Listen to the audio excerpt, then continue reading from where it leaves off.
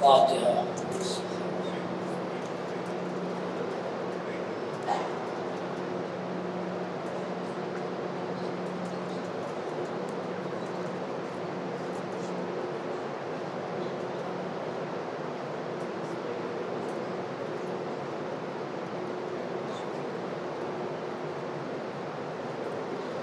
أعوذ بالله من الشيطان الرجيم بسم الله الرحمن الرحيم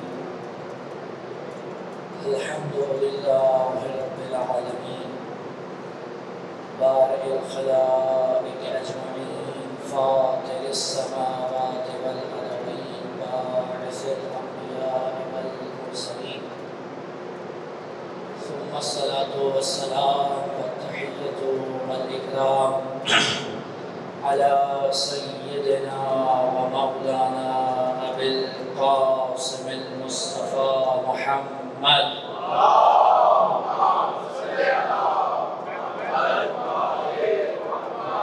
وعلى أهل بيته الطيبين الطاهرين المعصومين المظلومين المنتجبين المنتخبين ولعنة الله على أعدائهم أجمعين من الأولين والآخرين يا رب العالمين.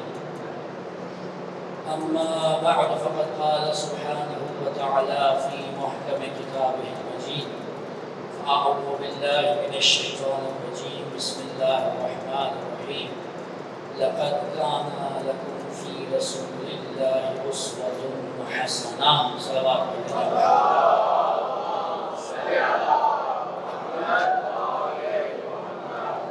سے گزارش ہے کہ ایک مرتبہ سورہ حمد تین مرتبہ سورہ اخلاص کی تلاوت فرما کر احسن رضا خواجہ کے جو خاندان کے جتنے مرحومین ہیں اپنے مرحومین شہداء ملت جعفریہ علماء طلباء مراجع جو آج ہم میں موجود نہیں ہیں اور وہ جن کا کوئی فاتحہ پڑھنے والا نہیں ان سب کو شامل کرتے ہوئے ساتھ فرماتے ہیں.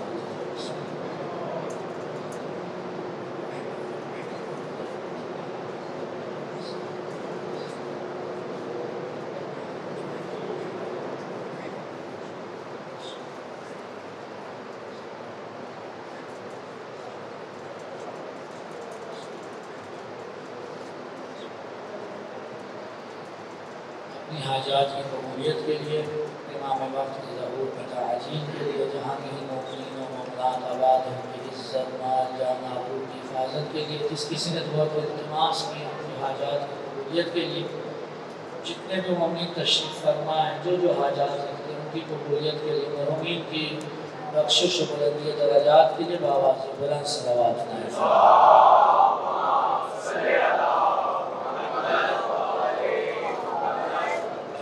محترم. آپ کے سامنے قرآن مجید کی مشہور و معروف آیت کا ایک جز تلاوت کرنے کا شرف حاصل ہوا ہے.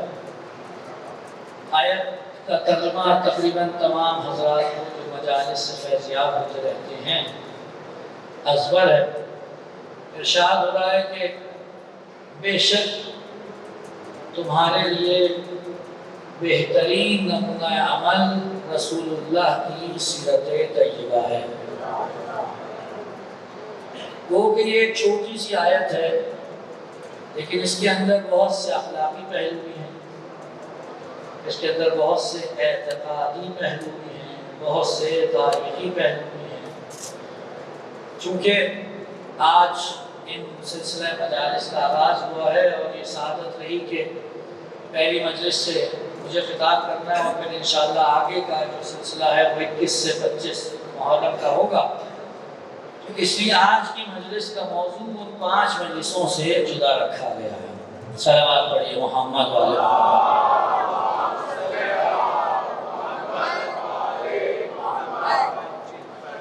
عام طور پہ جب ہم اس آیت کو پڑھتے ہیں تو معلوم یہ ہوتا ہے کہ شاید خدا ہم سے یہ چاہتا ہے کہ رسول نے جو کیا ہم وہ کرتے جائیں. وجہ ہے رسول نے جو کیا ہم وہ کرتے جائیں, ان کی سیرت پر ہم قدم بقدم عمل کرتے جائیں. لیکن جیسے ہی یہ آیت اور اس کا ترجمہ ہمارے سامنے آئے گا تو اتنے سوال ہیں جو مسلمانوں کے سامنے کھڑے ہو جائیں گے کہ اگر ان کا جواب نہ دیا جائے تو اس آیت پر عمل کرنا تقریباً ناممکن ہے. ناممکن عرض کر رہا ہوں میں. آپ کہیں گے یہ کیسے ہو سکتا ہے؟ میں عرض کرتا ہوں. سب سے پہلے تو قرآن نے مطلق کہا میرے رسول کی سیرت تمہارے لیے بہترین نمونہ عمل ہے. درست ہو گئی بات. پہلا سوال یہ پیدا ہوتا ہے کہ کب سے؟ توجہ فرمائیں حضرات. کب سے میں رسول کی سیرت جسے میں اپنے لیے لائق اتباع سمجھوں کب سے؟ 40 سال بعد یا 40 سال پہلے سے بھی؟ توجہ فرمائیں. ابھی سے سوال قائم کر رہا ہوں. ان کے جوابات اگر آج ہو سکے تو ہوں گے. اگر یہ جو آواز آ رہی ہے نا پنکھوں کی اس کو بند کر دیں تو میرے لیے مجلس پڑھنا آسان ہو جائے گا. سلام پڑھ لیں محمد والے محمد والے. یہ ایگزاسٹ ہے کسی درد کی دوا نہیں کریں گے, درد میں اضافہ ضرور کر دیں گے. سلام پڑھیں محمد والے محمد والے. ایک اور صلوات عنایت فرما دیں.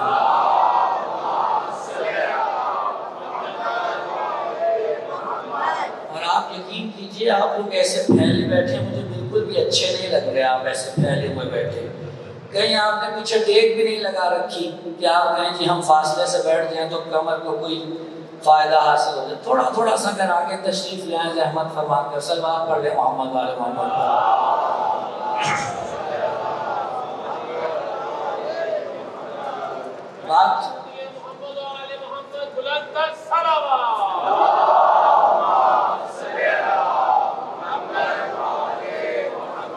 بات واضح ہو رہی ہے. پہلا سوال یہ کھڑا ہوگا کب سے؟ رسول میرے لیے کب سے نمونہ عمل ہیں؟ 40 سال پہلے بھی ہیں یا فقط 40 سال کے بعد؟ یہ ایک سوال. دوسرا سوال کب رسول میرے لیے نمونہ عمل ہے؟ کب میں اس کی تشریح کرتا ہوں, توجہ چاہوں گا. کیا میں رسول کی زندگی میں کوئی سیکشنز اور حصے بنا سکتا ہوں کہ یہ جو حصہ ہے یہ رسول کی ذاتی زندگی سے متعلق ہے اور یہ بطور رسالت ہے؟ نہیں, میں اس کو اور بدل دیتا ہوں. میں یہ کہوں کیا میں یہ کر سکتا ہوں کہ میں کہوں یہ جو کام کیا یہ رسول نے بطور بشر کیا اور یہ جو کام کیا یہ بطور رسول کیا؟ اب اگر ان دو سوالوں کا جواب مختلف ہو تو آیت کے سرے سے معنی بدل جائے گا. توجہ چاہوں گا میں. یعنی اگر کوئی مسلمانوں کا فرقہ یا کوئی صاحب نظر یہ عقیدہ رکھتا ہو کہ رسول کی زندگی کم از کم 2 حصوں میں تقسیم ہوتی ہے, ایک حصہ وہ ہے جس میں رسول بطور رسول عمل فرماتے ہیں اور ایک حصہ وہ ہے کہ جس میں رسول بطور بشر عمل فرماتے ہیں, تو مطلب یہ ہوگا کہ قرآن کا رفی رسول اللہ, قرآن کا رفی رسول اللہ, رسول اللہ کی سیرت میں. یعنی معلوم کیا ہوا, جو کام رسول نے بطور بشریت کیے وہ لائق اتباع نہیں ہے اور جو کام رسول نے بطور رسول کیے وہی آیت کر رہے ہیں لائق اتباع. توجہ فرما رہے ہیں کہ نہیں؟ آپ پریشان ہیں مجھے لگ رہا ہے. یہ چھوٹی سی آیت ہے, اس کے اوپر ذرا آپ گفتگو دیکھتے جائیے کہاں تک جا سکتی ہے. اچھا اب چلو یہ کوئی مان لے, خدا کا شکر ہے کہ ہم اس درس سے وابستہ ہیں کہ جس نے نہ کبھی 40 سال پہلے اور بعد کی تفریق کی, نہ کبھی رسول کے لیے یہ تصور کیا کہ رسول کبھی رسول ہیں کبھی بشر. رسول جو کہتے ہیں ہمارے لیے لائق اتباع, اور یہ ہم نہیں کہہ رہے حضور, یہ ہم نہیں کہہ رہے, یہ تو میرے مولا علی خطبہ قاسیہ میں ارشاد فرما رہے ہیں. رسول اللہ امیر المومنین رسول اللہ کے لیے خطبہ قاسیہ میں کیا ارشاد فرماتے ہیں؟ صحابیوں سے کہنے لگے جو بیٹھے تھے مجمع میں, عجیب خطبہ علی کا, جا کے یہ پڑھیے نہج البلاغہ میں آپ کو پتہ چلے گا علی اور علی والوں کی نگاہ میں رسول کا مقام کیا ہے؟ فرماتے ہیں تم لوگ سب جانتے ہو کہ مجھے رسول سے ان کی حیات مبارکہ میں کیا مقام و منزلت حاصل تھی. میں وہ ہوں جس کو بچپن سے رسول نے اپنے ساتھ رکھا.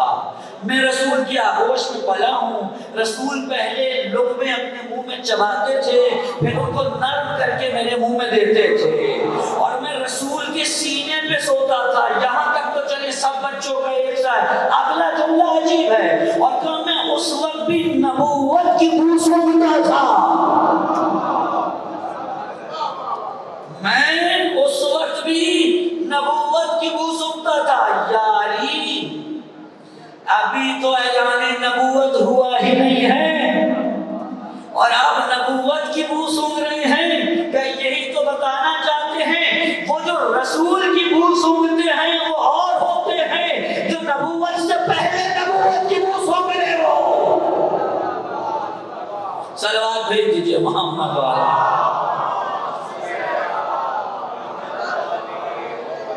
بات واضح ہو رہی ہے.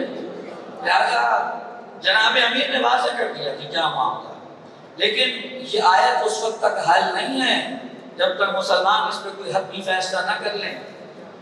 اگر کسی مسلمان نے یہ فیصلہ کر لیا خدا نخواستہ کہ جناب رسول کی زندگی میں ہم دو حصوں کے قائل ہیں، ایک بشری اور ایک خدا کے رسول ہونے کے بطور، تو حضور اب مشکل جانتے کیا آئے گی؟ یہ تو کر لیا آپ نے، لیکن اب مقام پہ جہاں آپ کو یہ ثابت کرنا ہوگا کہ یہ کام میرے لیے لائق اتباع ہے، وہاں آپ کو ہر مقام پہ یہ ثابت کرنا ہوگا کہ یہ کام رسول نے بطور رسول کیا ہے. بات نہیں پہنچی شاید. بھائی دیکھیے ایک مثال دے رہا ہوں. قرآن مجید پہ سب کا یقین ہے، سب کا اس پہ اعتقاد ہے، سب اس کو مانتے ہیں. ہم نے کیا کہا؟ قرآن اول سے لے کر آخر تک غیر محرف ہے، اس میں کوئی تحریف نہیں. جب ہم نے کلی طور پہ قرآن کو ثابت کر دیا کہ اس میں کوئی تحریف نہیں ہے، تو اس کا مطلب جب اب ہم پورے قرآن مجید سے حجت قائم کر سکتے ہیں. اس کی ایک ایک آیت، ایک ایک لفظ، ایک ایک حرف ہمارے لیے حجت ہے. توجہ ہے. لیکن اگر کسی نے آ کر یہ عقیدہ اپنا لیا کہ قرآن مجید میں کہیں تحریف ہوئی ہے، اور یہ جو سارا قرآن ہمارے سامنے ہے، توجہ چاہوں گا، یہ سارے کا سارا قرآن درست ہے کہ خدا کی طرف سے، لیکن کچھ ایسا بھی تھا جو خدا کی طرف سے آیا تھا مگر ابھی ان دو جلدوں میں موجود نہیں ہے، تو جانتے کیا ہوگا؟ اب آپ کو ایک ایک آیت کی حجت ثابت کرنا پڑے گی کہ یہ جو آیت میں آج تمہارے سامنے نقل کر رہا ہوں اس کے اندر سے کوئی چیز نکالی نہیں گئی. یہ توجہ فرمائیں. اگر آپ کہیں جو موجود ہے یہ سب کا سب قرآن ہے، لیکن کچھ اور بھی تھا جو اس وقت اس میں موجود نہیں ہے، تو ہر پوچھنے والا یہ سوال کرے گا بتاؤ یہ آیت جس سے اس وقت تم استفادہ کر رہے ہو یہ مکمل ہے یا نہیں ہے؟ شاید بات تھوڑی مدرسے کی ہو رہی ہے، مدرسے کی بات ہو رہی ہے، کچھ مثالی بات ہو رہی ہے، لیکن سن لیجیے اب میں مدرسے میں ہی تو بیٹھا ہوں، کیا کروں. ٹھیک ہے جی. اب آپ کو ایک ایک آیت کو ثابت کرنا پڑے گا کہ یہ خدا کی طرف سے اتنی ہی آئی ہے، اور حضور یہ کارنامہ ہی ہوگا اگر کوئی کرے چوہے شیر لانے کے مترادف ہے. ایک ایک آیت کو ثابت کرتے پھرنا کون کرے؟ سانپ نکل جائے گا، آپ لکیر پیٹتے رہ جائیں گے. قرآن مجید زیر سوال کریں تو کیا کریں؟ معلوم ہوگا ایک ہی چیز تھی مسلمانوں کے یہاں جو مشترکہ وراث تھی، لیجیے جی اسی پہ تاج پڑ گیا. اب کیا کریں؟ بات واضح ہو رہی ہے یا نہیں؟ بے عین ہی رسول کی سیرت ہے، بے عین ہی رسول کی سیرت ہے. اگر آپ نے یہ کہہ دیا کہ رسول کی زندگی میں جو جو اعمال ہوئے ہیں وہ کچھ بطور رسول ہوئے ہیں اور کچھ بطور بشر، تو اب جب آپ کہیں گے کہ اس عمل کی پیروی کرو تو آپ کو ساتھ میں یہ بھی ثابت کرنا پڑے گا کہ یہ عمل جس کی آپ پیروی کرانا چاہتے ہیں یہ رسول نے بطور بشر نہیں بطور رسالت کیے تھے۔ اور یہ آپ کہاں سے ثابت کرتے پھریں گے؟ بتائیے کہاں سے کریں گے؟ وہ ایک مسئلہ تھوڑی ہے بھائی، کوئی ایک مسئلہ ہو تو بتائیں۔ رسول کی جنگیں ہیں، رسول کی اپنے اہل خانہ کے ساتھ معاملات ہیں، اصحاب کے ساتھ معاملات ہیں، قرآن کی تفسیر ہے، آیات کا پیغام ہے، وہ ایک لمبی چوڑی لسٹ کیسے تفریق کریں گے؟ بات پہنچ رہی ہے؟ معلوم ہوا اگر مسلمان یہ چاہتے ہیں کہ رسول کی سیرت پر عمل کریں، توجہ ہے کہ نہیں؟ اگر مسلمان یہ چاہتے ہیں کہ رسول کی سیرت پہ عمل کریں تو انہیں یہ ماننا پڑے گا کہ میرا محمد جو کہہ دے وہ رسالت کے عنوان سے کہتا ہے، وہاں بشریت کا دخل نہیں ہے۔ اگر اس کو مان لیا تو قیامت کھڑی ہو جائے گی، اور جیسے ہی آپ نے یہ مانا، توجہ قرآن کی آیت جوڑ لیں تو واضح ہو، وَمَا آتَاكُمُ الرَّسُولُ فَخُذُوهُ وَمَا نَهَاكُمْ عَنْهُ فَانْتَهُوا، میرا رسول تمہیں جو دے وہ لے لو، توجہ چاہنا، جو دے وہ لے لو، جس سے روکے اس سے رک جا۔ جانتے ہیں اس کا مطلب کیا ہے؟ اس کا مطلب یہ رسول جو دے وہ غلط ہو نہیں سکتا، اور جس سے روک دے وہ صحیح نہیں ہو سکتا۔ اس کا مطلب یہ ہوا کہ رسول کی پوری زندگی ان دو آیات کے تناظر میں ہمیشہ بطور رسالت عمل کرتی دکھائی دے گی، بطور بشر نہیں۔ ورنہ مجھے بتائیے نا، وہاں اب میرے پاس اس وقت وقت ہے کہ میں یہاں پہ عربی گرامر کی بحث چھیڑوں اور بتاؤں کہ اس ماں کی کیا قوت ہے، اس ماں کے اندر کیا کیا داخل ہے۔ بس یوں سمجھ لیجئے یہ جو ماں ہے نا، وہاں یہ جو ماں ہے یہ اس قدر قوت رکھتی ہے جس قدر من کنتوں میں من رکھتا ہے۔ توجہ ہے کہ نہیں؟ من کنتوں میں من رکھتا ہے، کیا ترجمہ کرتے ہیں؟ جس کا، اب بتائیں کون باہر ہے اس جس سے؟ جس کا میں مولا اس کے علی مولا۔ اسی طرح آیت کہہ رہی ہے جو کچھ تمہیں رسول دے، کوئی چیز باہر ہے ہی نہیں، رسول سے جو بھی آئی ہے کوئی چیز باہر نہیں ہے۔ صلوات پڑھ لے محمد و آل محمد۔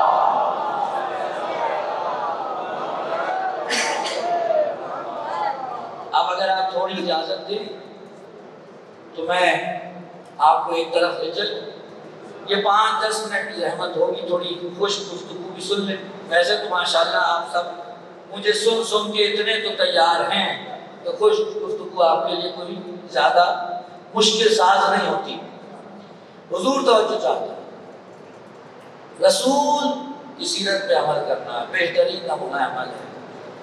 اب اس میں بھی ایک مشکل ہے، جب اپنے کہا رسول کی سیرت بہترین نمونہ عمل ہے، لقد کان لکم فی رسول اللہ اسوۃ حسنہ، رسول اللہ اس دنیا میں آنے کے بعد جو کچھ بھی کرتے ہیں وہ کچھ حصوں میں تقسیم ہوتا ہے، جو بھی کرتے ہیں وہ کچھ حصوں میں تقسیم ہوتا ہے۔ پہلا حصہ کیا ہے جناب؟ رسول کچھ بیان فرماتے ہیں، ٹھیک ہے جی، جس کو آپ اپنی زبان میں کہتے ہیں حدیث نبوی، ٹھیک ہے جی۔ کبھی ایسا ہوتا ہے کہ رسول کچھ کر کے دکھاتے ہیں، ٹھیک ہے جی، اس کو کہتے ہیں آپ عمل، ٹھیک ہے جی۔ اور کبھی ایسا ہوتا ہے کہ رسول کے سامنے کوئی کام ہوتا ہے اور رسول نہ تائید کرتے ہیں زبان سے اور نہ اس کو رد کرتے ہیں. تو اگر کوئی عمل ہو اور رسول اسے رد نہ کرے تو اتنا ثابت ہے کہ عمل جائز ہے. کیونکہ معصوم پہ لازم ہے کہ اگر اس کے سامنے کوئی ایسا عمل ہو کہ جو نہیں ہونا چاہیے تھا اور امام یا معصوم یا نبی اس پہ خاموش رہے، اس کا مطلب یہ ہے کہ تائید شامل حال ہو گئی، اور اب یہ عمل اگر مستحب نہ بھی ہو تو کم از کم جائز ضرور ہے. بات پہنچ گئی؟ آیت کہہ رہی ہے رسول کی سیرت رسول 3 حصوں میں تقسیم ہے. حضور توجہ چاہوں گا، 3 حصوں میں تقسیم ہو گئی: قول، فعل، کسی عمل پہ خاموشی، جس کو ہم کہتے ہیں تقریر معصوم. ٹھیک ہے جی، 3 حصے ہو گئے. سوال یہ ہے یہ تینوں کے تینوں حصے پہنچیں گے کیسے؟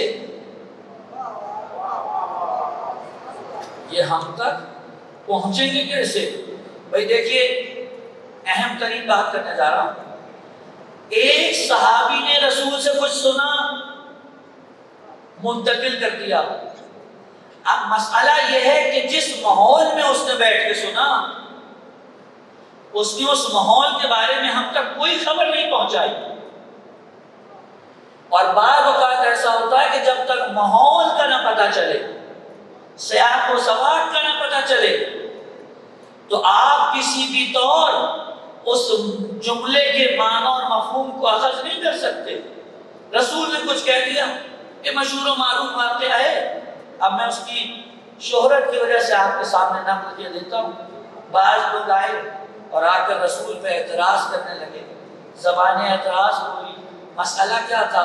مسئلہ یہ تھا کہ انہیں رسول اللہ جیسے عادل شخص کی تقسیم مال غنیمت پر اعتراض تھا. تو یہ کیا انہیں زیادہ دے دی، ہمیں کم دے دی، حالانکہ اگر سب سے زیادہ کسی کو ملنی چاہیے تھی تو وہ علی ہے. وہ بھائی باقی تو سب جمع کرنے کے ٹائم آتے تھے، کام کے وقت علی کے سوا کوئی نہیں ہوتا تھا. سب سے زیادہ علی کو ملنی چاہیے. علی خاموش، دنیا بول رہی ہے، اور آ کر زبان اعتراض بھی کس پر کھول رہے ہیں؟ رسالت جماعت پر. کہہ رہے یہ آپ نے ناانصافی کی ہے، بتائیے، یا آپ نے بے عدالتی کی ہے، انہیں زیادہ ہمیں کم. اب رسول اللہ جب دیکھتے ہیں اس قسم کے لوگوں کو تو پھر رسول کسی سے کلام کریں سمجھے نا. رسول نے اس سے کلام کیا جو رسول کی بات کو سمجھتا تھا.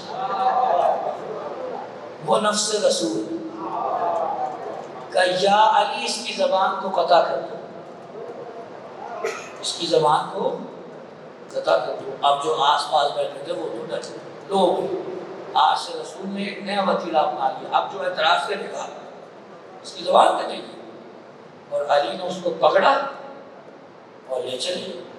دنیا پیچھے پیچھے ہوگا کیا، کاٹ میں یہیں کاٹ لو، وہاں کہے لے جا رہے. معلوم ہوا وہاں لے گئے اور جا کر اونٹوں کا باڑا کھولا. کتنے چاہیے، کتنے چاہیے؟ اس کو عدد بتا دیا. علی نے اسے دیا کہ جا. واپس آ گئے.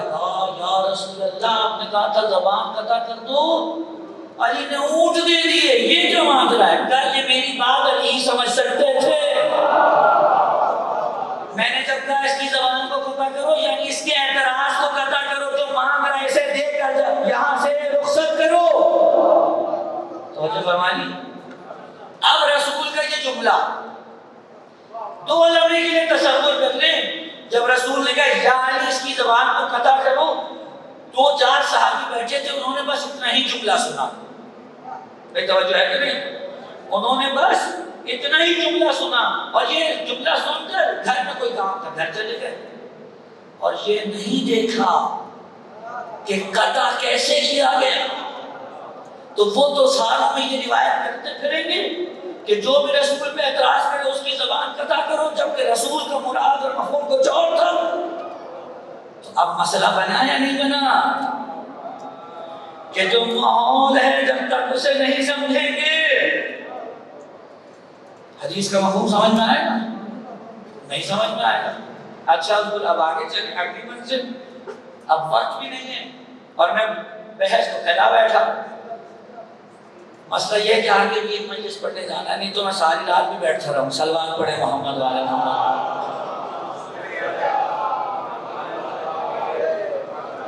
سمجھ آ رہی ہے بات؟ اب آ گیا عمل.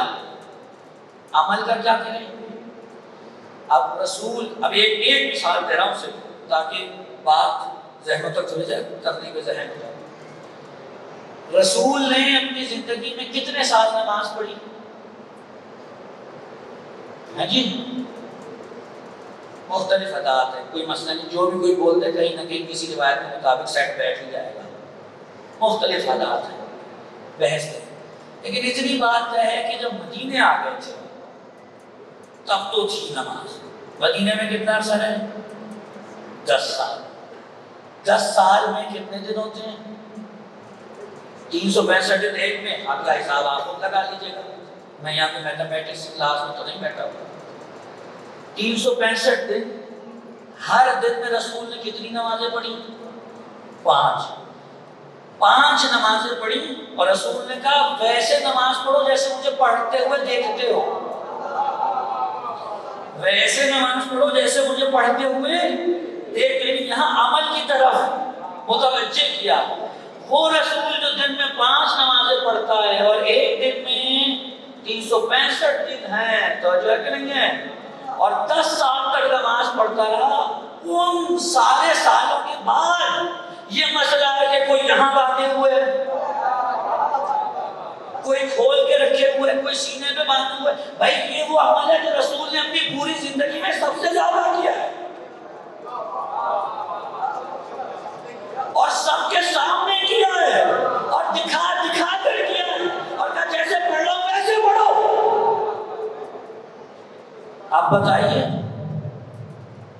لیجیے حضور، قول تو اپنی جگہ پہ مشکل ساز ہوا، عمل بھی ہو گیا کہ وہ عمل جو رسول اتنا زیادہ انجام دیتے تھے اسی میں اتنی مشکل کہ کوئی کہہ رہا ہے ایسے پڑھ لو، کوئی کہہ رہا ہے ایسے پڑھ لو، کوئی کہہ رہا نہیں ایسے پڑھنی ہے، کوئی کہہ رہا قصر ہوگی، کوئی کہہ رہا مسافر کی نہیں ہوگی قصر.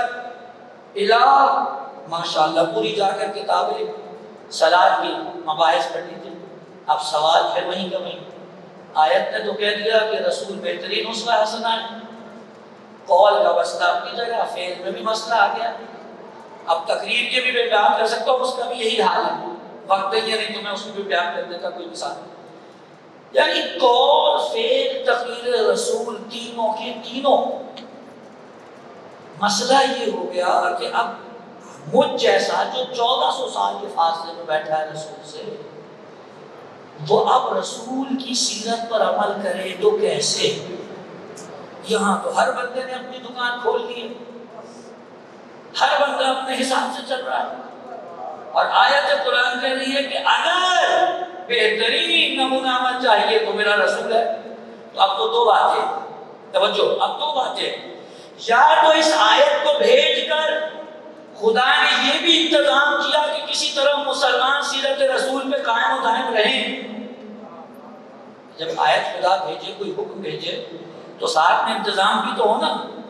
میں آپ سے سوال کرتا ہوں، پاکستان میں کوئی قانون بنایا جائے اور اعلان کر دیا جائے کہ جناب آپ نے اس قانون پر عمل کرنا ہے، لیکن وہ قانون لوگوں تک پہنچے ہی نہ.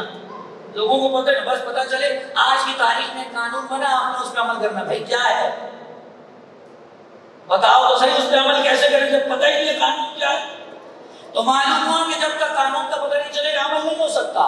اب اگر خدا یہ قانون بنا رہا ہے کہ تم نے میرے رسول کے اسوہ حسنہ پہ چلنا ہے اور اس نے کوئی بندوبست نہیں کیا اس اسوہ حسنہ کا کہ یہ صحیح انداز میں لوگوں تک پہنچے، تو اس کا مطلب ہے قانون بنانے والے میں نقص ہے. میں کہوں گا پروردگار قانون بنا دیا لیکن میرے لیے تو کوئی واضح بات ہی نہیں سامنے، میں کس طرح رخ کروں؟ یہاں تو ہر ایک نے اپنا قبلہ الگ بنا رکھا، میں بگڑ جاؤں. تو اب یا تو خدا نے بندوبست کیا یا نہیں کیا. اگر نہیں کیا تو خدا درجہ عدالت سے ثابت، نعوذ باللہ. اور اگر کیا اب سوال یہ ہے کہ وہ بندوبست کیا کیا؟ اب سوال یہ ہے کہ وہ بندوبست کیا کیا؟ تو اگر آپ رسول سے پوچھیں گے یا رسول اللہ کہ بندوبست آپ نے کیا ہے، کل تمہاری سوچ سے پہلے کا بندوبست کر رکھا ہے، بس فرق یہ ہے کہ تم توجہ کر لو۔ کہا یا رسول اللہ بتائیے کیا بندوبست کیا ہے؟ کہ انی تارک فیکم الثقلین کتاب اللہ و عترت اہل بیتی، دو چیزیں چھوڑے جا رہا ہوں، ایک قرآن ہے اور ایک میری اہل بیت، میری عترت۔ رسول نے قرآن کے ساتھ عترت کو اس لیے چھوڑا ہے تاکہ وہ بتائیں کون سا قول رسول نے کیسے بتایا تھا، کون سا عمل رسول نے کیسے کیا تھا۔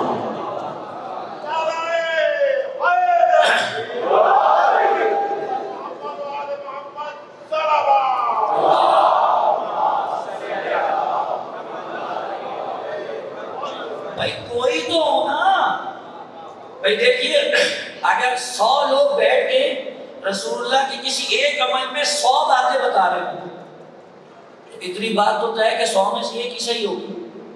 بھائی ایک ہی عمل کا بتا رہے ہیں، رسول نے اس طرح کیا دوسرا کہہ رہا ہے، اس طرح کیا تیسرا کہہ رہا ہے، اس طرح کیا چوتھا کہہ رہا ہے، اس طرح، وہ بھائی کسی ایک طرح سے کیا ہوگا نا۔ یا رسول امت کو بیچ مجدہار میں چھوڑ کے چلے گئے، بھائی جیسے چاہے مرضی کرتے رہنا، وہ ایسے کرنا تھا تو پھر تو دین برباد ہو جاتا سارا۔ کیا بندوبست کیا حفاظت کا؟ کوئی بندوبست نہیں کیا۔ تو اب رسول، توجہ چاہوں گا، اپنے بعد قرآن اور اہل بیت کو چھوڑ گئے۔ قرآن کے ساتھ لوگوں نے جو کارستانیاں کرنی تھی وہ کی، چونکہ قرآن کا مسئلہ یہ تھا کہ قرآن ہے خاموش، اگر اس کی کوئی غلط تفسیر کرے، اگر قرآن کو کوئی بہتان باندھے، اگر قرآن کے خلاف کوئی سازش کرے، قرآن بولتا نہیں ہے، قرآن بولتا نہیں ہے۔ لیکن اگر کوئی اہل بیت کے سامنے آ کر کہے گا کہ یہ صحیح ہے جبکہ وہ غلط ہو، وہ بولیں گے، وہ کہیں گے یہ تم غلط کر رہے ہو، یہ سیرت رسول نہیں ہے، یہ اسوہ حسنہ پیغمبر نہیں ہے۔ ایسے کی ساتھ ضرورت تھی وہ جو کہتے ہیں کہ ہمارے لیے کتاب کافی ہے، حضور کتاب چیخ چیخ کے کہہ رہے ہیں رسول کی طرف جاؤ، اور رسول چیخ چیخ کے کہہ رہے ہیں میرے اہل بیت کی طرف جاؤ۔ یہ دائرہ ہے پورا حجیت کا، اگر آپ اس سے خارج ہوتے ہیں کچھ نہیں بچنا، کچھ نہیں بچنا۔ صلوات بھیجتے محمد والے محمد۔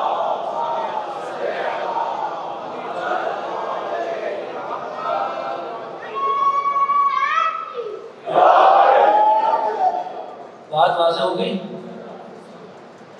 اس لیے اب پہلا مرحلہ، ہمیں کوئی ایسے افراد چاہیے کہ جنہوں نے رسول سے براہ راست دین کو لیا ہو، قول رسول، فعل رسول، تقریر رسول کی عنوان سے، اور ہمیں کم از کم یہ یقین ہو کہ وہ جو ہم تک منتقل کر رہے ہیں اس میں کوئی خرابی نہیں ہے، وہ رسول کے قول کو بھی صحیح سمجھے ہیں، وہ رسول کے فعل کو بھی صحیح سمجھے ہیں، وہ رسول کی تقریر کو بھی صحیح سمجھے ہیں۔ اگر تو آپ کے پاس دلیل کے ساتھ یہ یقین موجود ہے تو اس کا مطلب ہے اب آپ کہہ سکتے ہیں میں اسوہ حسنہ رسول پہ عمل کر رہا ہوں۔ اور اگر یہ نہیں ہے تو آپ کے دعوے ہیں، دلیل نہیں۔ حضور یہ اتنا کٹھن مرحلہ ہے، خدا کرے کہ میں اس کو کسی طرح پہنچا دوں۔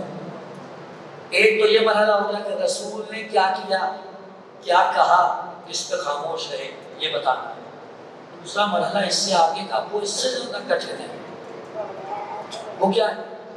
چلیے رسول نے کیا کیا، کیوں کیا، کیسے کیا، کب کیا، بتا دیا اہل بیت نے، لیکن ہمیں کوئی ایسا بھی تو چاہیے نا کہ وہ بعد رسول یہ بتائے کہ اگر آج رسول ہوتے تو کیا کرتے۔ ایک توجہ ہے کہ نہیں ہے؟ نہایت مجمع جو ہے وہ بہت زیادہ تھکا ہوا ہے، 10 محرم کی تھکاوٹ زیادہ ہے اس خیال سے، توجہ ہے؟ یہ توجہ، اس سوال پر توجہ، ٹھیک ہے جی؟ اگر آج رسول ہوتے کیا کرتے؟ اصل تو سارا مسئلہ یہ ہے، اصل مسئلہ تو یہ ہے کہ اگر آج رسول ہوں گے تو کیا کریں گے؟ آپ کئی لوگ ایسے ہیں جنہوں نے رسول کے بعد بہت سے عمل کیے، لیکن کس کی عمل کو کہا جا سکتا ہے کہ اگر آج رسول ہوتے تو وہی کرتے جو یہ کر رہا ہے؟ جو شخص اس کرائیٹیریے پہ پورا اتر جائے سمجھ جائیے گا وہی وسیع رسالت ہے،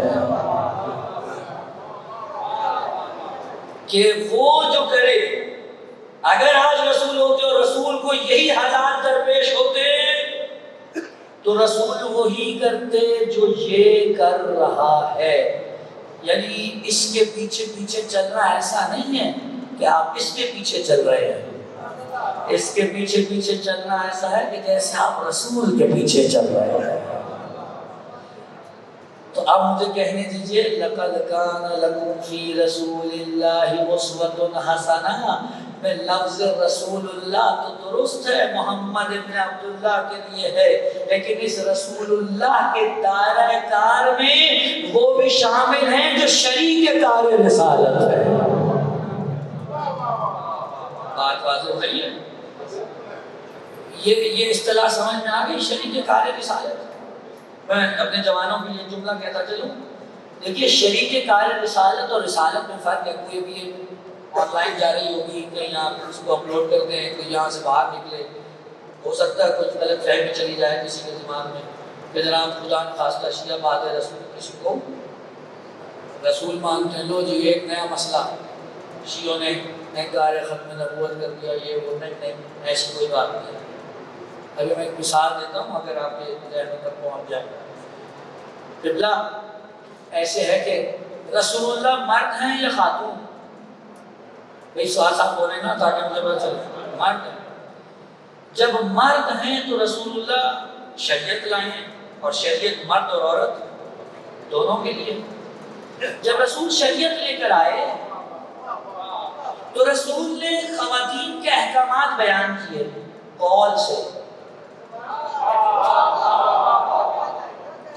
بیان کیے رسول نے اعمال کہ بھئی عورت یہ کام کرے، مثلا عورت اگر ماں ہے تو ایسی ہو، بیٹی ہے تو ایسی ہو، زوجہ ہے تو ایسی ہو، بہن ہے تو ایسی ہو، بچوں کی تربیت ایسے کرے، شوہر کا دھیان ایسے رکھے، باپ کی اس طرح سے اتباع کرے۔ توجہ ہے کہ نہیں ہے؟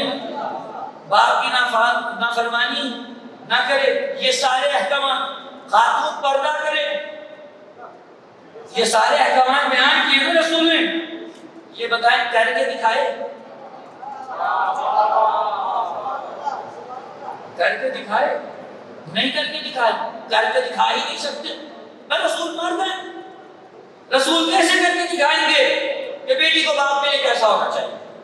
بتا سکتے ہیں، کر کے نہیں دکھا سکتے۔ توجہ نہیں فرما رہے حضرات، بتا سکتے ہیں، کر کے نہیں دکھا سکتے۔ اسی طرح جتنے بھی احکامات جو رسول نے عورتوں سے متعلق بیان کیے بتا سکتے ہیں، کر کے نہیں دکھا سکتے۔ اور اسوہ حسنہ کے لیے ایک چیز جو درکار ہے وہ ہے عملی مرقع۔ انسان کی فطرت میں خدا نے کچھ بلڈن ایسا رکھا ہے کہ کہا تمہیں ہم نے یہ تھیوری دے دی، لیکن خدا نے انسان کی فطرت ایسی بنا دی کہ کہا پروردگارا درست ہے تمہیں بڑی تھیوری بیان کرتی، لیکن مجھے تمہیں پریکٹیکل کر کے دکھانے والا چاہیے، تاکہ میں یہ تو سمجھوں کہ جو تم نے کہا وہ ہو بھی سکتا ہے کہ نہیں ہو سکتا۔ تو رسول خواتین کے بارے میں تھیوری بیان کر رہے ہیں، پریکٹیکل کہاں ہے؟ تو اب لازم ہے کہ کوئی ایسی مزدور ہو کہ جو کچھ رسول نے بیان کیا ہے قول میں وہ پریکٹیکل کر کے دکھائے، خواتین اس کے پریکٹیکل پہ عمل کریں، عمل اس کی سیرت پہ کریں اور لکھا رسول کی سیرت پہ جانا۔ اور اس کو کہتے ہیں شریک کار رسالت ہونا۔ بھائی واضح ہو گئی بات؟ ہم اگر کریں شریک کار رسالت ہونا، اس کا یہ مطلب نہیں ہے کہ رسالت کے قائد ہو گئے جناب سیدہ کے، یا ان کو رسول مان لیا، نہیں، رسالت رسول اللہ پہ ختم ہو گئی۔ لیکن شریک کار رسالت تو بہت سے ہو سکتے ہیں بھئی، رسول کا کام جو بھی آگے بڑھائے گا وہ شریک کار رسالت ہے۔ مصیبت تو یہ ہے کہ اگر ماننے پہ آئیں تو اپنے جیسوں کو مان لیں یہ ملا کہ ہم شریک کار رسالت ہیں، ہم انبیاء کا کام کر رہے ہیں، ہم انبیاء کی سیرت کو آگے لے کے چل رہے ہیں، کہ وہ کیا لے کے چل رہے ہیں وہ سبھی کو پتا ہے۔ اور اگر نہ ماننے پہ آئیں تو اگر ہم اہل بیت رسالت کو کہتے ہیں شریک کار رسالت ہے تو قیامت برپا ہو جائے، ہاتھ میں ساتھ چھوڑ جائے۔ یہ کون سا اصول ہے حضور، یہ کون سی منطق ہے؟ صلوات پڑھ لیجیے محمد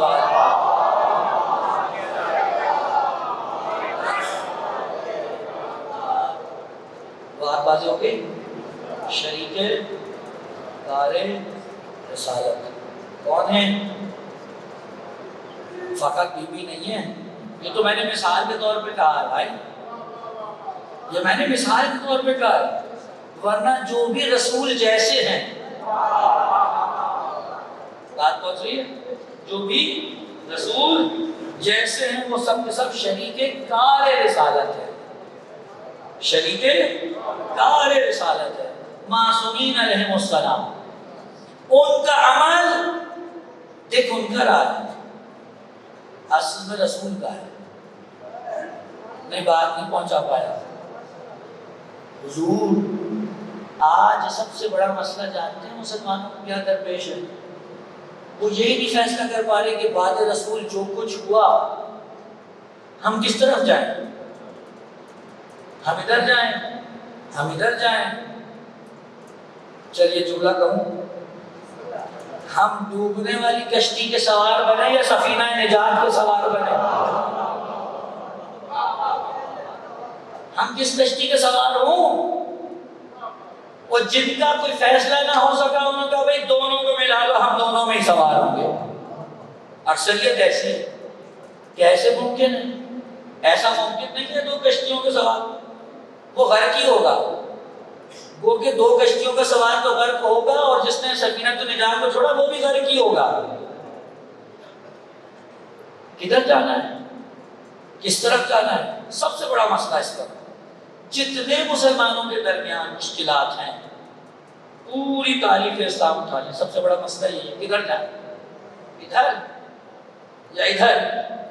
اب میں ایک بات کہہ رہا ہوں، اگر سمجھ میں آ جائے میں جس سوالت ہوں قبلہ بعد رسول امام کی ضرورت اس لیے ہے کہ وہ یہ بتائے اگر آج رسول ہوتے تو کیا کرتے۔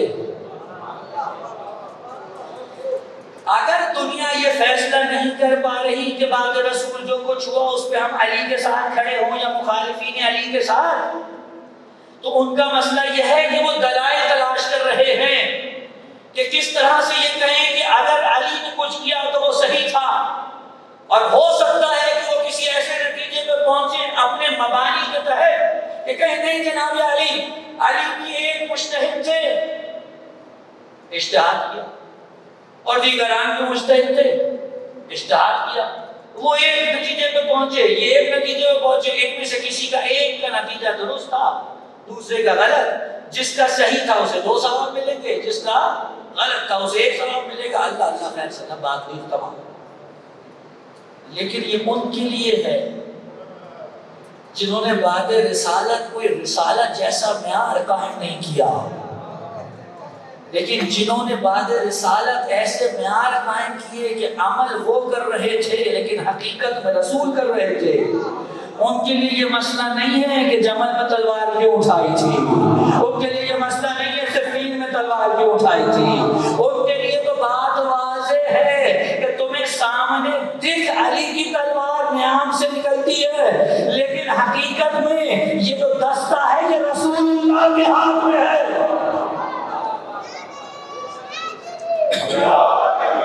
یہ دستہ کس کے ہاتھ میں ہے؟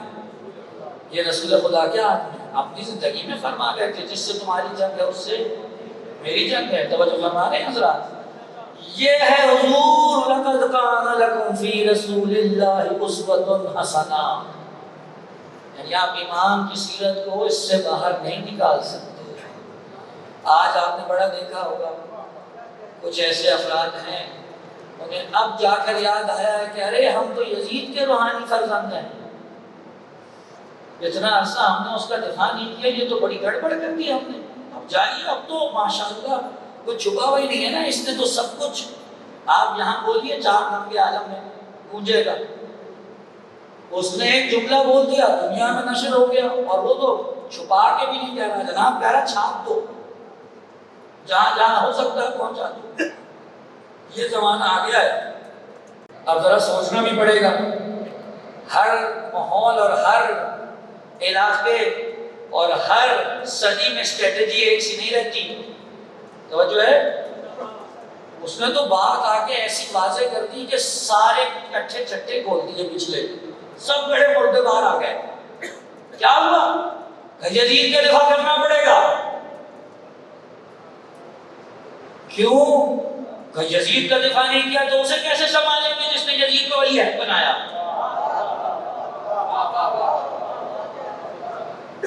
پھر مثال بھی دیتا ہے، کہا اگر میں مسجد کا مولوی ہوں اور میں کہیں جا رہا ہوں یا مر رہا ہوں اور مرتے مرتے اپنے ایک بیٹے کو کہوں کہ بھائی اب آج سے یہ میری جگہ پہ نماز پڑھائے گا اور یہ تمہارا پیش نماز ہے، تو اگر میرا بیٹا شرابی ہو، میرا بیٹا زانی ہو، میرا بچہ یہ ہو، میرا بچہ یہ ہو، اور میں اسے یہاں پر مسلط کر کے چلا جاؤں، تو مجھے بتاؤ تم کیا کہو گے؟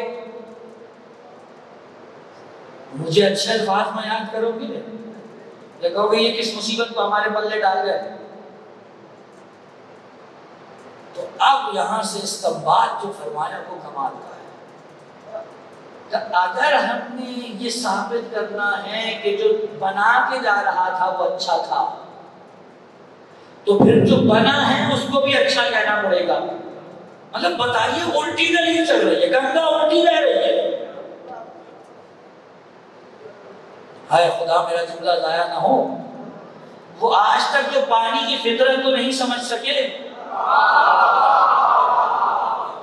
کہ پانی اوپر سے نیچے بہتا ہے یا نیچے سے اوپر، انہوں نے پھر ایسے ہی گنگا بہانی ہے۔ صلوات پڑھیے محمد و آل محمد۔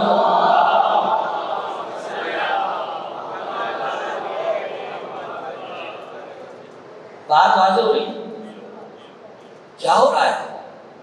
یزید کا دفاع ہو رہا ہے، اور پھر یہ بھی ذہن میں رکھیے گا جو یزید کو بنا کے چلا گیا اس سے بھی محبت نہیں اتنی، اصل مسئلہ کہیں اور کا ہے، بس بات ختم، صلوات پڑھے محمد و آل محمد۔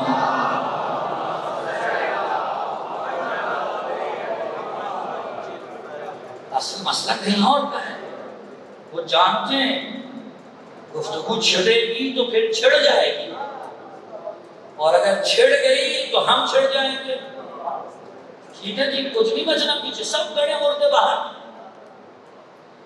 اس لیے ہمارے مکتب کے بہت بڑے عالم دین شیخ مظفر، انہوں نے بڑی خوبصورت بات کی تھی، میں بڑے دبے لفظوں میں کہہ رہا ہوں، آپ کو مصیبت یہ ہے کہ اپنے الفاظ کو بھی بڑا دبا دبا رکھنا پڑتا ہے۔ کیا خوبصورت جملہ کہا تھا انہوں نے فرمایا تمہیں لگتا ہے حسین ایک سرجری میں شہید ہوئے تھے؟ حسین تو 11 ہجری سقیفہ میں ہی شہید ہو گئے تھے،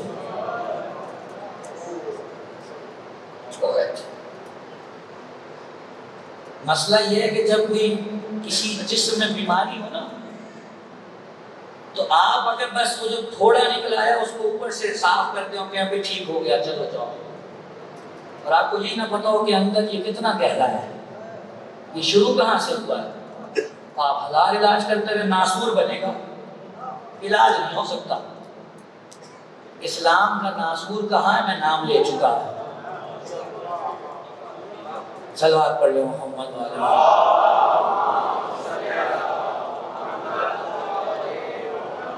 بس گفتگو کو روک لیا، انشاءاللہ 21 سے 25 دل ہوا تو یہی موضوع، نہیں تو کوئی اور، کیونکہ ہوا امام سید سجاد ہوں گے تو کوشش ہوگی کہ امام سے متعلق کوئی گفتگو آپ کے سامنے پیش کی جائے۔ حضور حسین کی شہادت اسی وقت طے پا گئی تھی جب غدیر کا انکار ہوا تھا، اسی وقت طے پا گئے تھے جب بدیل کا کام ہوا تھا۔ وہ حسین جو سینہ رسالت پہ، جو وہ حسین جو دہن رسالت سے، وہ حسین جو آغوش رسالت سے رسول نے پال کے دنیا کو دیا، اس حسین کے ساتھ امت نے یہ کیا کہ جب سات کی بہن، 1 سال کا فرق ہے امام حسین اور زینب میں، جب سات کی بہن 11 محرم کو لاشے پہ پہنچی نا، عزادارو کیسے نقل کر بیویوں کو وہاں سے گزارا جہاں لاشیں شہداء بکھرے پڑے تھے۔ بڑا دل ہے زینب کا، خدا کی قسم۔ میں جب پہلی مرتبہ کربلا گیا تو تلہ زینبیہ پر، اب تو نیا بن رہا اس وقت چھوٹا تھا، چھوٹی سی جگہ تھی، تلہ زینبیہ کے مین انٹرسٹ پر ایک عبارت لکھی ہوئی تھی۔ خدا کی قسم میں نے جب پڑھی میں نے کہا حق ہے یہی لکھی جائے۔ جانتے ہیں نا تلہ زینبیہ کون سی جگہ ہے؟ آقا زادی نے اپنے بھائی کے سینے پہ شمر کو سوار دیکھا تھا، آقا زادی نے اپنے بھائی کی گردن پہ خنجر چلتا ہوا دیکھا تھا۔ سادات غیر سادات مجھے معاف کریں، روایات میں ملتا ہے جب شمر حسین کو ذبح کر رہا تھا، میری شہزادی نے کہا اے ابن صاحب کہ تو کیا کھونے دے رہا ہے؟ شمر کھڑا ہو کے جناب زینب کا مذاق اڑانے لگا، مذاق اڑا رہا ہے بیوی کا۔ تلہ زینب نے ایک عبارت لکھی تھی، لکھا تھا السلام علیکی یا جبل الصبر، اے صبر کا پہاڑ زینب، آپ پہ میرا سلام۔ واقعاً زینب صبر کا پہاڑ، یہ تو تلہ زینبیہ کا واقعہ تھا۔ اور جب لاشوں سے گزار کے لے کے جایا جا رہا تھا، بی بی کی نگاہ پڑی نا، عام طور پہ ذاکر کہتے تھے لاش حسین پہ نگاہ پڑی، نہیں، معذرت کے ساتھ لاش پہ نگاہ نہیں پڑی، لاش تو نظر ہی نہیں آ رہی تھی، اتنے پتھر تھے لاش پہ کہ لاش نظر نہیں آ رہی تھی، دھسی ہوئی تھی پتھروں میں۔ زینب کو اندازے سے پتہ چلا یہی وہ جگہ ہے جہاں میرا بھائی ہے، خود کو اونٹ کی بلندی سے زمین پہ گرایا زینب نے، اور آگے بڑھ کر ہاتھ تو پسے گردن بندھے ہوئے، میری آقا زادی نے پتھروں کو نہیں معلوم کیسے ہٹایا، ہٹانے کے بعد حسین کے لاش کو اپنے زانووں پہ لیا، اور زانووں پہ لینے کے بعد اب زینب تلاش کر رہی ہے کوئی جگہ مل جائے سالم جہاں بوسہ دے سکے۔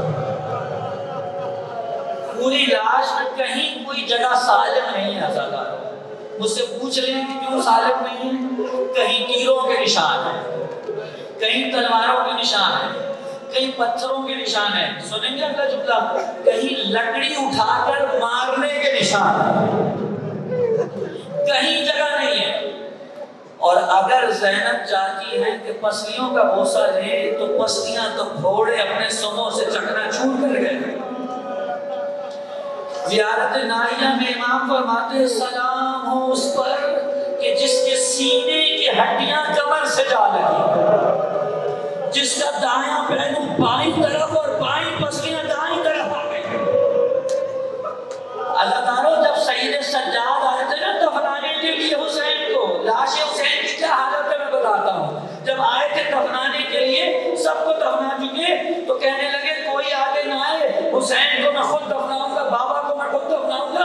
اب جہاں کے لاش کے نیچے ہاتھ ڈالے تو جہاں سے ہاتھ ڈالتے تھے لاشانی ٹکڑے اٹھ رہے تھے، ٹکڑے اٹھ رہے تھے، یہ وہیں جو آغاز کی روایت ہے، ٹکڑے اٹھ رہے تھے۔ بنی اسد والوں سے کہا کسی کے پاس چٹائی ہے تو مجھے چٹائی لا دو، میں اپنے بابا کو چٹائی پہ لگ کر قبر میں اتار دوں۔ یہ حال ہے حسین کے لاشن کا۔ عزادارو زینب جگہ ڈھونڈ رہی، کوئی جگہ نہیں ملی بوسہ دینے کے لیے۔ آپ جانتے ہیں جب رسول اللہ حیات تھے وہ حسین کے حلقوں کے بوسہ لیتے تھے۔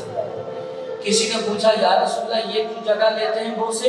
کہ یہ وہ جگہ ہے جہاں ایک لعین کا خنجر چلے۔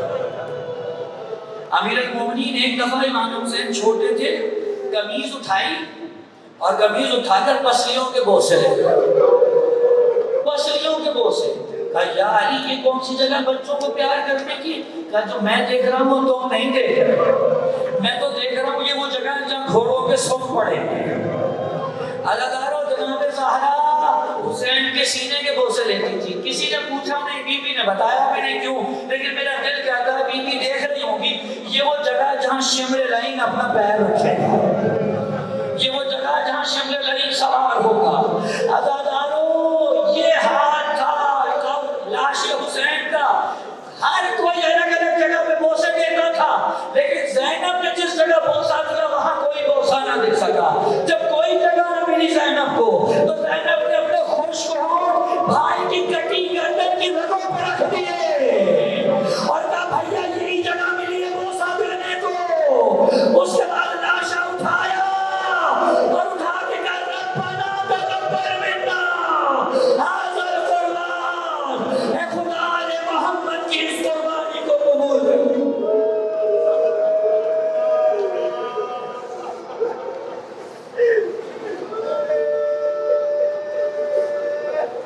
الا لعنۃ اللہ علی القوم الظالمین وسيعلم الذین ظلموا أيهم فلم ينقلبوا انا للہ وانا الیہ راجعون. پروردگار ہماری اس عبادت کو قبول فرما، منتقم خون حسین کے ظہور میں تعجیل فرما. پروردگار گناہ کبیرہ و صغیرہ سے درگزر فرما. پروردگار جب تک زندہ رہیں منتب در اہل بیت پہ قائم دائم رہے. قلوب معصومین بالخصوص قلوب جناب سیدہ، قلب جناب سیدہ اور قلب امام زمانہ علیہ السلام کو ہم صلاح سے خوشنود فرما. پروردگار آج جتنے بھی مومنین ان مجالس میں دام درہم سخن قدم حصہ لیتے ہیں ان کی تمام کاوشوں کو قبول فرما، توفیقات میں اضافہ فرما، ان کی محرومی کی بخشش و مغفرت فرما. بحق محمد و آلہ الطیبین الطاہرین متوجہ